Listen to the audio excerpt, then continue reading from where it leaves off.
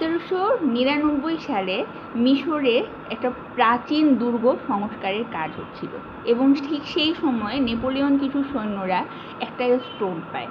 এই স্টোনটাকে রোসেটা স্টোন নামকরণ করা হয় এবং এই স্টোনটার যুগান্তকারী একটা প্রজেক্ট ছিল। কি প্রজেক্ট ছিল?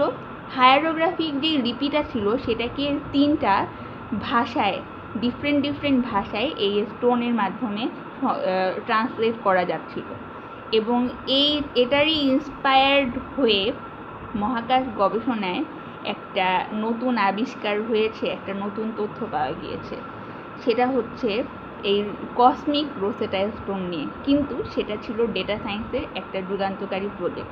আজকে কথা বলবো এই মহাকাশ বিজ্ঞানের রোসেটা স্টোন নিয়ে, এটা কি ধরনের সমস্যার সমাধান করেছিল সেটা নিয়ে। মহাকাশ বিজ্ঞানে সব থেকে মেইন যে প্রবলেমটা ছিল সেটা ছিল আমাদের কাছাকাছি কোনো গ্যালাক্সি থেকে যদি কোনো রেডিও সিগন্যাল আসে, সেই রেডিও সিগন্যালটাকে আমরা ক্লিয়ারভাবে শুনতে পেতাম না এবং এই রেডিও সিগন্যালে ক্লিয়ারভাবে না শুনে যে এটা ঝড় বা খুব অস্পষ্ট বা বিকৃত সাউন্ড করে শোনা যেত।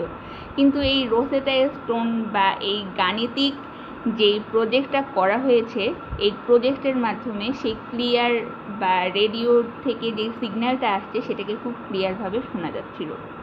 রোসেটা স্টোন মূলত একটা রিভার্স গাণিতিক বা ম্যাথমেটিক্যাল প্রজেক্ট।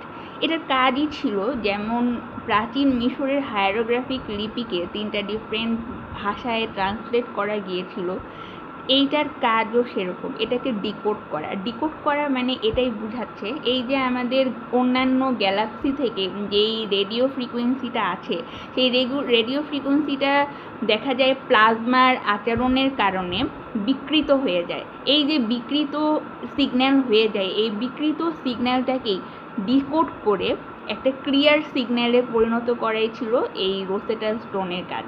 কিন্তু এটাকে একটা নতুন অ্যালগরিদম বলা হচ্ছে, যেমনটা আমরা ফেসবুকে মেটা অ্যালগরিদম বলি, ঠিক সেই রকমই এই মহাকাশ বিজ্ঞানীরা এই গাণিতিক প্রজেক্টের নাম দিয়েছে রোসেটা বা কসমিক রোসেটা স্টোন। টেকনিক্যালি যদি আমাদের পৃথিবীর বাইরেও অন্য কোনো গ্যালাক্সিতে অন্য কোনো খুবই ইন্টেলিজেন্ট কোনো প্রাণী যদি আমাদেরকে সিগন্যাল পাঠাতে চায়, বিজ্ঞানীরা প্রথমবারের মতো এই রোসেটা স্টোন দিয়ে সেই সিগন্যালটাকে ডিকোড করে একটা ক্লিয়ার সিগন্যাল পাবে, যার মাধ্যমে আমরা বলতে পারি প্রযুক্তিগতভাবে 1000 ধাপ এগিয়ে গিয়েছে এবং এইটাই বলা হচ্ছে একটা যুগান্তকারী গাণিতিক প্রজেক্ট এবং এটা আমাদেরকে নতুন সম্ভাবনা খুলে দিয়েছে যে মনে হয় পৃথিবী ছাড়াও বাইরের কোনো গ্যালাক্সিতে কোনো প্রাণী থাকতে পারে।